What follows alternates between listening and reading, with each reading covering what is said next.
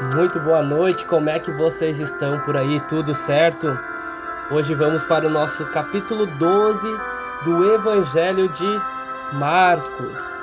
Então, esse evangelho que a gente vai ver nesse capítulo, basicamente um confronto de Jesus contra o sistema religioso da época, né? Contra os fariseus e saduceus, né? E por que não dizer um confronto final? Porque a gente já está se encaminhando para o final do capítulo aqui. E chama muita atenção que Jesus, ele começa aqui com uma parábola falando de lavradores maus. Marcos capítulo 12, do verso 1 ao 12. Jesus ele conta aqui uma parábola que é sobre um homem que planta uma vinha e arrenda a lavradores essa vinha. Só que o que acontece? Os lavradores, eles começam a maltratar e matam os servos que são enviados lá para ver como é que está a vinha do seu senhor. Se estava produzindo, se estavam sendo bem cuidados. E vai chegar um certo ponto que esse senhor manda seu próprio filho para ir olhar a vinha. Então, mesmo sendo o próprio filho do senhor, eles armam entre si uma cilada para matar o próprio filho do dono. Essa parábola aqui, que é uma alegoria, é uma denúncia direta contra os líderes de Israel da época, que rejeitaram os profetas, mataram os seus profetas. E que também, nesse momento aqui, em que eles tiveram a oportunidade de estar ao lado do próprio Deus, porque ele enviou o seu filho à terra, eles rejeitaram o próprio Filho de Deus. E é uma parábola que também serve muito para os nossos dias, porque Deus, ele confiou a sua liderança, a sua vinha, ele confiou a liderança aqui da terra, a sua vinha. E a sua vinha, por assim dizer, é a igreja, são a comunidade cristã.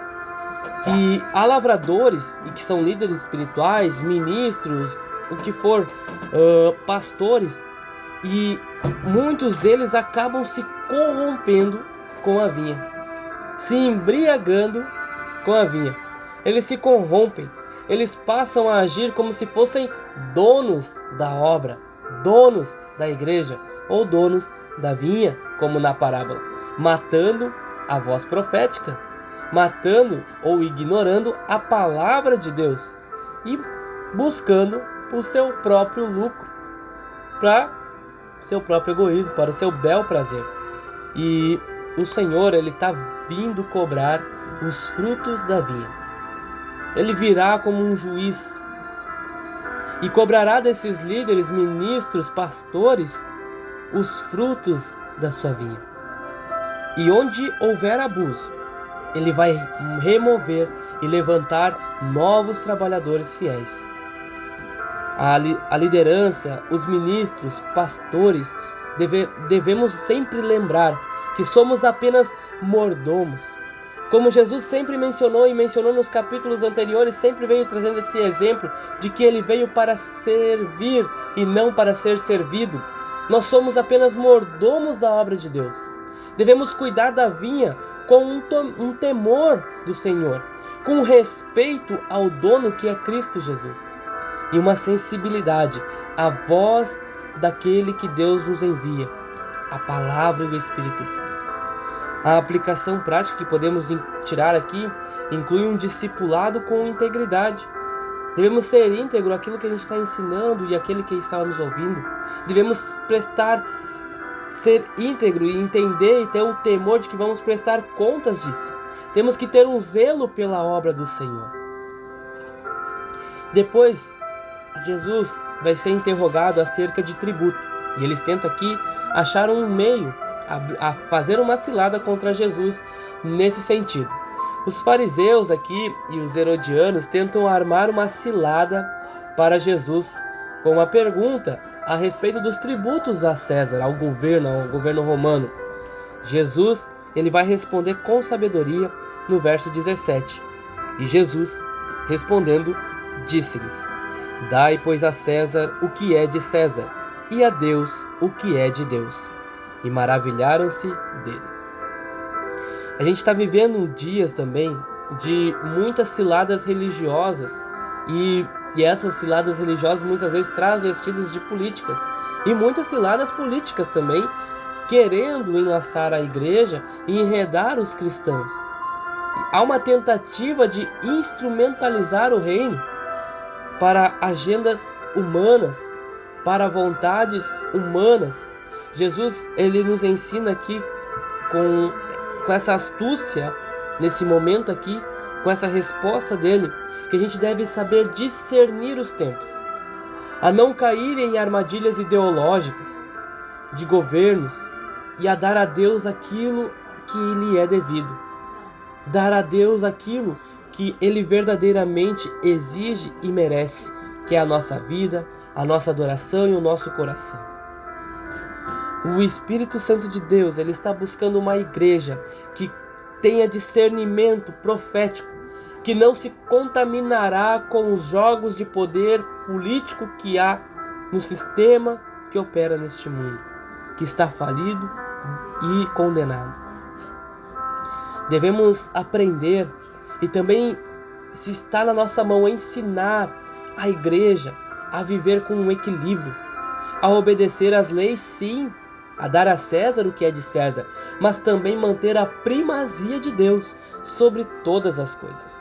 Não transformar o púlpito em um palanque, mas em lugar de proclamação do Evangelho e do reino eterno de Deus. Devemos formar esses crentes, devemos aprender a viver como cidadãos do céu aqui na terra. Jesus depois vai falar com os saduceus e sobre a ressurreição. E conhecer as Escrituras e sobre que isso é importante porque é o poder de Deus. Conhecer o poder de Deus. E ele fala com os saduceus porque os saduceus vão fazer uma pergunta aqui bem aspiciosa para Jesus, mas é que eles não criam na ressurreição. E tentando ridicularizar até muitas vezes a fé na ressurreição. Porque Jesus falou várias vezes sobre a ressurreição, que ao terceiro dia eu ressuscitarei. E até soa uma pergunta aqui meio cínica da parte deles. Mas Jesus, ele os repreendeu. No verso 24, Jesus vai dizer: E Jesus, respondendo, disse-lhes: Porventura, não errais vós em razão de não saberdes as Escrituras, nem o poder de Deus? Porque a gente vive também num tempo em que muitos estão tentando racionalizar o reino, trazer o reino de uma forma natural, de uma forma que caiba na nossa mente, no nosso entendimento, no nosso saber. Eles querem tirar o sobrenatural do Evangelho, querem tirar a eternidade da nossa fé. Mas Jesus, ele está levantando uma geração que conhece as Escrituras e o poder de Deus, ou que conhecerá, ou que buscará viver e conhecer o Evangelho, as Escrituras e o poder de Deus. Uma fé sem palavra, ela é somente um emocionalismo. Uma fé sem poder é somente uma religião morta. É só um cumprimento de tabela. É hora de restaurar o conhecimento bíblico. É com unção, com a autoridade do Senhor. A igreja deve ser ensinada a palavra de Deus com profundidade. Devemos aprender a palavra de Deus com profundidade. E também ser guiados e guiar a igreja pelo Espírito com liberdade, não querendo colocar ele dentro do nosso entendimento, dentro do nosso de conformar a palavra de Deus dentro do que a gente acha que é o certo, o correto. Pastores, líderes, ministros, devemos combater o legalismo frio da nossa igreja e o misticismo vazio, criando rituais ou formas de se achegar a Deus. Não existe isso. E devemos formar uma comunidade que sabe o que crê e que vive aquilo que prega, que conhece as Escrituras e o poder de Deus. É o que Jesus nos instrui aqui. Essa pergunta dele nos faz refletir sobre isso. Eu conheço as Escrituras e o poder de Deus? Se não, hoje é a noite para buscarmos mais do Senhor. Mais adiante, Jesus vai falar sobre um dos primeiros mandamentos, o maior mandamento, que é o amor total. Os escribas, eles fazem uma pergunta para Jesus, qual é o maior mandamento? E Jesus muito sabiamente vai falar: amarás o Senhor teu Deus com todo o teu coração, com toda a tua alma, com todo o teu entendimento e de todas as tuas forças. Esse é o primeiro mandamento. E o verso 31 vai dizer: e o segundo é semelhante a este, é: amarás o teu próximo como a ti mesmo. Não há outro mandamento maior do que estes. O centro da fé cristã não é uma doutrina sem amor. O centro da fé cristã não é um serviço sem paixão por Deus. Deus está nos chamando de volta ao amor absoluto. Toda reforma verdadeira começa num coração que ama a Deus sobre todas as coisas e ama ao próximo com sinceridade. Sem amor, todo o sistema religioso que conhecemos vira ruína. Mas onde há amor, há poder de Deus, há cura, há transformação. Sabereis que sois meus discípulos se tiverdes amor entre vós. Devemos desafiar a igreja, devemos aprender a crescer em amor prático, a perdoar, a servir, a ouvir e acolher o próximo. Amor não é somente no discurso, é na escolha de vida, é um estilo de vida. Líderes, ministros, pastores devemos modelar esse amor em nossas atitudes. Isso começa em nossa casa, nos relacionamentos na nossa comunidade, e isso se estende pelo mundo afora. Porque quando vivermos isso, e isso fizer parte de nós, o amor, ele nunca falha. E aí o Senhor vai falar sobre ele ser filho de Davi, e ele ser Senhor também de Davi. E Jesus questiona os líderes sobre como o Messias pode ser filho de Davi e ao mesmo tempo ser Senhor de Davi. E isso intriga eles. E a grande multidão, final do 37 vai dizer que a grande multidão o ouvia de boa vontade. E aqui, nessa pergunta que Jesus faz, nessa questão que Jesus levanta, ele está revelando a sua natureza divina a todos aqueles que o escutavam e a sua autoridade espiritual que ele tinha. Muitos ainda querem reduzir, como na época, Jesus a somente uma figura histórica. Jesus era filho de Davi. Jesus sim, foi um dos profetas. Mas não, Jesus não foi somente um dos filhos de Davi ou um profeta qualquer. Jesus é o Senhor de Davi. É o Senhor dos senhores. E o Espírito Santo está nos chamando para reconhecer e viver debaixo dessa autoridade do Senhor, debaixo total da autoridade de Cristo.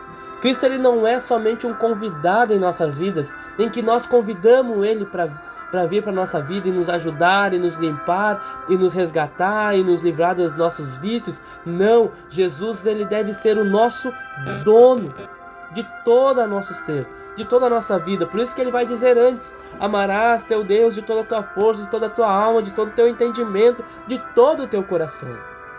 Ele quer ser o nosso dono. As pregações, as ministrações, elas devem exaltar a soberania de Cristo.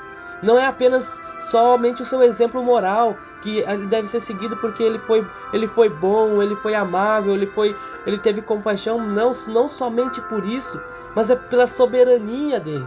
Ele é soberano sobre todas as coisas. E precisamos ensinar o povo a obedecer ao Senhor em todas as áreas. Devemos aprender a obedecer ao Senhor em todas as áreas, seja nas finanças, no casamento, na nossa vocação, nos nossos pensamentos, no nosso modo de ser, no nosso modo de agir. É tudo que nós somos. Jesus, ele deve reinar, e aonde ele é obedecido, onde ele é exaltado, onde ele é crido, Jesus reina.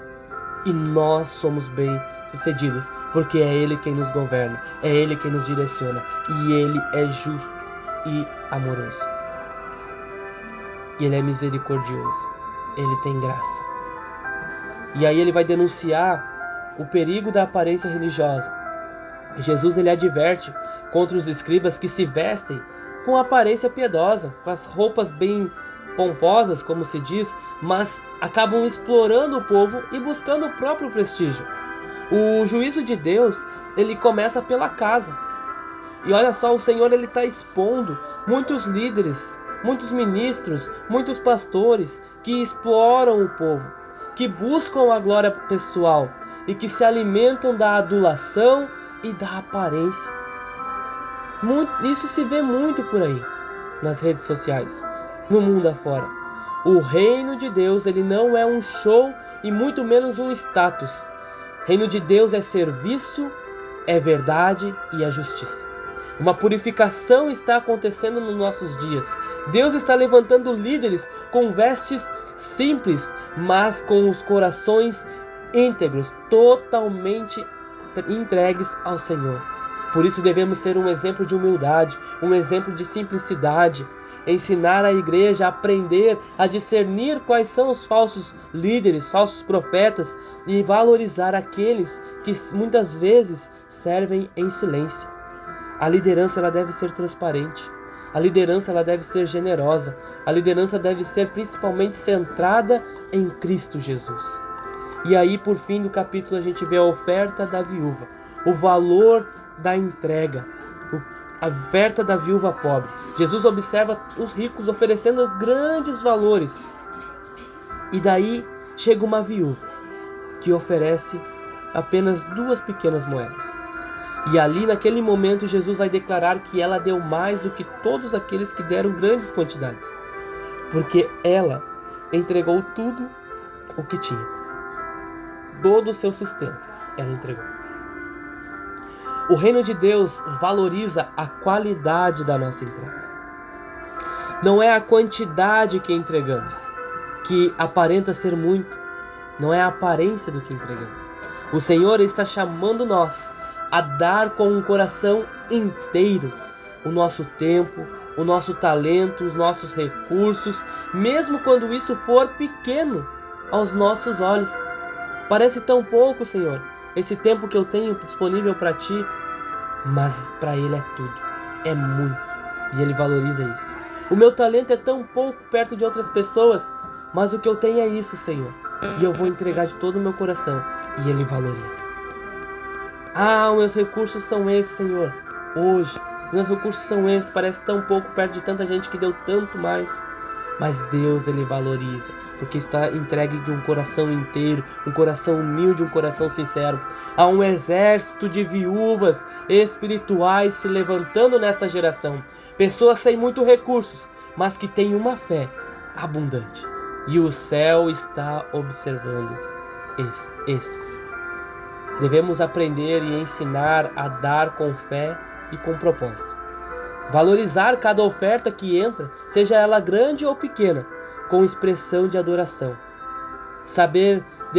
Devemos honrar os pequenos atos com o mesmo peso que às vezes os grandes atos são feitos. Deus vê o coração. E a conclusão que podemos chegar aqui é que Jesus ele está nos confrontando, ao mesmo tempo nos ensinando e também nos limpando e revelando verdades profundas neste capítulo que talvez estivesse no nosso coração, na nossa mente. E a mensagem aqui para mim é muito clara. Deus ele quer frutos, não é títulos, não é tantos títulos que eu possa adquirir, mas é os frutos que eu posso dar. Deus ele quer o amor, não é um formalismo de ir na igreja, de cumprir uma tabela, de cumprir uma escala. Deus ele quer a entrega verdadeira, não é a ostentação de estar bem vestido, de estar num status porque está na igreja ou ministrando ou fazendo algo, mas é de se entregar verdadeiramente para aquilo que está fazendo, para a obra de Deus, para a glória do nome de Deus e do reino. Deus quer os corações puros, não apenas um conhecimento religioso, mas um coração com temor, sincero, humilde, entregue ao Senhor. Deus está visitando a sua vida e Ele quer nos encontrar com frutos, com fé, com perdão, com amor e com uma entrega verdadeiro. Que Deus te abençoe e te guarde. Um forte abraço.